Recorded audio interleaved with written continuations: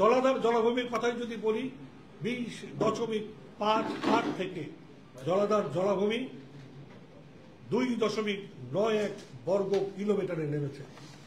তার মানে জলাধার জলাভূমি এবং সবুজের এই অতিরিক্ত হ্রাস। আর নির্মিত এলাকা দেখেন 43.72 অংশ ছিল নির্মিত, এখন 76.78।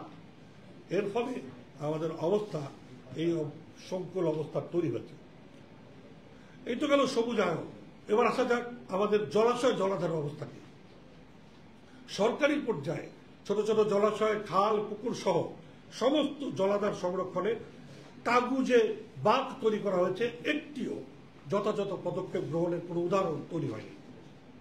দখলদারের কাছ থেকে জিম্মি হওয়া জমি যেন উদ্ধারে আগুন কাটে, পানি কাটে, কচু গাছ দেখলে ভয় পায়, এইরকম তরবারিতে পরিণত হচ্ছে সরকার। নগরীর বৃক্ষরাজির পাশাপাশি জলধারা বা জলাশয় কেন্দ্রিক যে ব্লু নেটওয়ার্ক বা নীল অন্তঃসংযোগ তৈরি করার কথা ছিল, সেই কাজটুকু আদ্যবধি কোনো উদ্যোগ গ্রহণ করা হয়নি। রক্ষণ ও সংরক্ষণ তথা কনজারভেশন ও প্রিজারভেশন এই দুটো বিষয়কে প্রাধান্য দিয়ে ভারসাম্যপূর্ণ টেকসই উন্নয়নের ব্যাপারে সরকার কাগুজে প্রতিশ্রুতি করেছে মাত্র, আজ পর্যন্ত প্রকল্পগুলোর একটি অনুমোদন করা যায়নি। আমরা ইতিমধ্যে উত্তর সিটি কর্পোরেশনের মেয়রকে কাঁদতে পর্যন্ত দেখেছি, কিন্তু এখন পর্যন্ত গাবতলীর ওই জলভিত্তিক প্রকল্পটি বাস্তবায়ন সম্ভব হয়নি। বরং এই প্রকল্প চালু হওয়ার খবর পেয়ে বিএডিসি বিশাল অংশ বালু দিয়ে ভরাট করে প্রধানমন্ত্রীর নির্দেশ অমান্য করে সেখানে প্রকল্প করার চেষ্টা করেছে।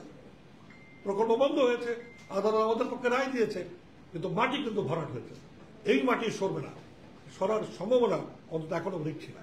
ইনস্টিটিউট অফ প্ল্যানার্সের একটি গবেষণা স্যাটেলাইট বিশ্লেষণে তারা বলছে 28 বছরে রাজধানীর 85% জল জলাভূমি আমরা হারিয়েছি এবং এর 75% গাছপালা জলাশয় ধ্বংস করে কনক্রিটে প্রতিস্থাপিত হয়েছে। ঢাকাকে আমরা ঢেকে ফেলছি, এটা সত্য, কিন্তু সে ঢেকে ফেলার পরিণতি ভোগ করছে না তা কিন্তু না। দুর্ভাগ্য সে পরিণতি ভোগ করছে সাধারণ মানুষ, সেই জন্য কারোর টনক নড়ছে না। আপনি জলাধার ধ্বংস করছেন, কাচের ঘর বানাচ্ছেন, সেই তীব্রতার 1200 ডিগ্রি সেলসিয়াস প্রতিবেশীকে দিচ্ছেন, তারপরে ভাবছেন কেন হচ্ছে এটি, বিদেশে নিশ্চয়ই বৈশ্বিক উষ্ণতা কপের কারণে হচ্ছে। নো, ইট ইজ আস, আমরা করছি। এবং বায়ু প্রবাহজনিত দূষণজনিত আরেকটি চতুর্থ প্রেক্ষাপটের মধ্যে রয়েছে। আপনারা সবাই জানেন বাপা অনেক বছর ধরে বায়ু দূষণ, এই সালাম সাহেবকে নিয়েই আমরা গত 15 বছর ধরে চিৎকার করে তথ্য অনুসন্ধান দিয়ে বুঝাচ্ছি বায়ু দূষণের অনেক এফেক্ট রয়েছে। বায়ু দূষণ হলে এই 10 মিটার পর্যন্ত স্থানে বায়ুর কণিকা ঘনত্ব বেড়ে যায়, একই সঙ্গে বায়ুর গ্যাসীয় দ্রবণ বেড়ে যায়, যেগুলো সহজ গ্যাস সহ্য করার মতো, কার্বন মিশ্রিত, সালফার মিশ্রিত গ্যাস। এর ফলে ওই ঘনত্বের মধ্যে সূর্যের আলো সাংঘাতিকভাবে উত্তপ্ততা তৈরি করে এবং সাস্টেইন করে, ধরে রাখে। ফলে টেম্পারেচার যাই হোক না কেন, ওই 10 মিটারের মধ্যে যেখানে সাধারণ মানুষের চলাচল, তার জীবন, সে অনেক তীব্রতা অনুভব করতে বাধ্য হয়।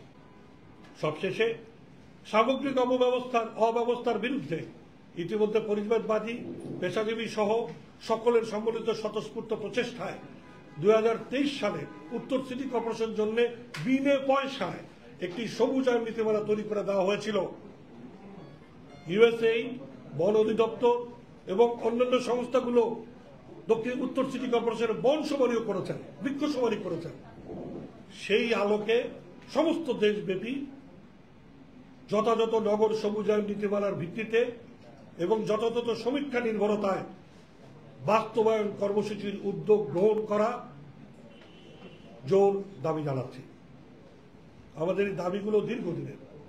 বারবার ঘুঘু তুমি খেয়ে দাও ধান, সেইভাবে এই ধান খাওয়া ঘুঘুদের দমন করার জন্য আরেকবার আপনাদের সামনে আপনাদের সকলকে নিয়ে আমরা আবার দাবিটা তুলছি।